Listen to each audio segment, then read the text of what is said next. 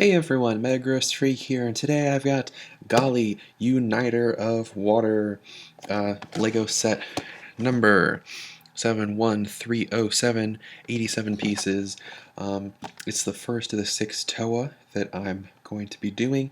I don't plan on doing the creatures, except for Mellum, who comes with Kopaka. So without further ado, let's get into it. Alright, there's quite a few pieces that are returning pieces, like these old thigh pieces and, normal armor, but I want to go over some of the highlights of this. We have a new brain stock. It's been shortened, which is kind of nice. I actually like this better. It shouldn't dip as much. I know there was a big issue with the previous eye stocks of having too much leverage, and this one's a lot shorter, and I really like that. But the skull is the same. We have more of these azure pieces. We have 3 of them in this set. I really like that color. It's good for mocking. We have a unique chest plate for Gali. I'm trying to get the right lighting on here. It looks really good. We got the Toa Nuva symbol in the middle. Good throwback and nice colors. We have the 2009-2010 armor found in the Scroll and the Vorox in bright, in kind of a nice, like, orange. I don't know the exact color for it, but it's a nice orange, and I like this color. Don't see this color very often. We have 2 of these crystal armor pieces. The blue isn't very clear, like you don't get to see a lot of the blue. It's mostly silver, but it's still a nice piece and kind of a nice improvement from the 2015 shell armor add-ons. So it's kind of a nice little upgrade. Piece of Unity. For some reason, everyone and their mom seem to be making a big deal about this piece. It's kind of a throwback to the armor pieces from the original Bionicle series, but I don't really think it's all that special. It's just basically a Technic armor piece with kind of an interesting mold to it. A couple other interesting pieces we have here. The Crystal Sword. It's not the official name for Gali's weapon, but Pohatu's weapon refers to it as a Crystal Combo Flail, and Liwa has Crystal Air Blades, so I'm assuming these are just referred to as Crystal Blades. And it's got some nice texture on it, if I can get the shading right on it. Got some nice texture to it. We also have a short length of chain. I haven't seen this length before, but that's pretty nice. Makes me think of Nokama in her Metru form, as well as whatever kind of tether Holly's laser harpoon would use. If you're familiar with the Voyanui online game, if you had the harpoon weapons, you would fire off kind of like this little chain weapon, connect to an enemy, and pull them in. So good to see some little throwbacks there. We have a couple of these little barb pieces. We have 3 of these, which were originally used in, I believe, Chima. It's a nice little blade piece, minifig scale, but for Gali it's used kind of like these little fishing hook barbs, and it's really cool. We have 3 of these little fang pieces. These were originally used for the Bionicle series, originally used with 2015's Pohatu, but in white.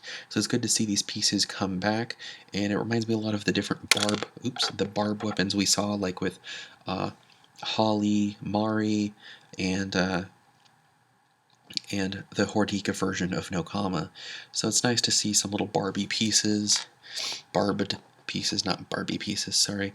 We also have a kind of a unique little piece. It's a little Lego vent tile piece, which goes on the back. Before seeing other videos of Nokama, I would have not expected this little piece, just because you don't see system pieces very often in Technic builds. And then, last but not least, well, we have the new torso piece. I personally like the old torso piece a little bit better, but I guess this allows for a little more customization. And similar to the launchers from 2015, you have kind of like this stud connection, not a stud connection, but a piece connection that pops in and is kind of squeaky and tight right now, but if you put a lot of force into it, you can. I've seen some people being able to pull them out. I don't really want to pull it out because I don't want the joint to get weakened over time. But it's all right for a new torso piece. I'm not a big fan of the whole waist articulation idea, but we'll see how it works.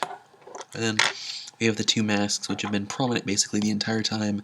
You know, you can definitely see the relationship with the 2015 Gali mask, but I'm definitely thinking it bears more resemblance to the Nokama mask, especially the Nokama Metru mask from the movie. Alright, so those are some of the interesting pieces. Let me get to the... And we're back. Alright, so like with my 2015 videos, I wanted to show off the build of the 2016 videos of what they kind of look like before you add on all the armor in it. Gali looks really cool, you know. Looks like a really good figure, and with all this little armor, extra add-on pieces, I think these torsos are a good alternative to the 2015 ones. I had a couple little extra pieces, but you know, I can just add that to my extra parts bin. So without further ado, let's add on all the armor. For Gali, we have two trans dark blue shin pieces. I kind of like the contrast between the light blue and the dark blue. With 2015's Gali, I thought she had too many colors going on because she had gunmetal as well as the silver, but this one kind of narrows it down to just silver and switches out the gunmetal. It switches out the gunmetal for orange, which, you know, matched with the yellow from kind of last year, so it meshes better. This is a better color scheme. So we have the crystal armor on a thigh, and this one's weird. We don't put the Vorox armor forward or to the side. Instead, the instructions have us putting it at a diagonal, which from certain angles looks really weird, like that. However, from the front, and from the side, it looks pretty good. And I'm really kind of glad they're bringing back that kind of style of armor attachment. Next up, let's do one arm here. Like before, dark blue pieces on the outer parts of the extremities. We have the crystal armor on her left shoulder. A piece of standard azure armor. I am not remembering if it goes up or down. It points up, which is interesting that it's asymmetrical with the other shoulder, but oh well, yeah, I'm double checking it just to make sure, because you actually yeah, it points up, so it's a little asymmetrical there, but I guess they kind of have to do that because this other Vorox armor plugs in to this little port on her shoulder and kind of hangs over, and I guess maybe this side's a little too wide for that. Man, having it hang over the shoulder is really kind of cool. Gives it kind of like a shell, maybe like a seaweed kind of look. And then of course we cover up all this loveliness in the front with this special chest plate. And of course it kind of continues on to the back because we have the dark blue bands here. We have the vent piece and the same color piece of Unity, which is the same color as the front. So yeah, it's all around a really nice, cohesive color scheme. Let's attach the upgraded Mask of Water here. That looks really good. Launching feature is a little bit harder to do, but you're not going to knock off your mask as often. Golden Uniter Mask looks good too. The trans dark blue looks really good. The gold doesn't really go 100% well with the two Vorox pieces, but I still think it goes well because it kind of meshes with the metallic-ish orange found on the chest piece.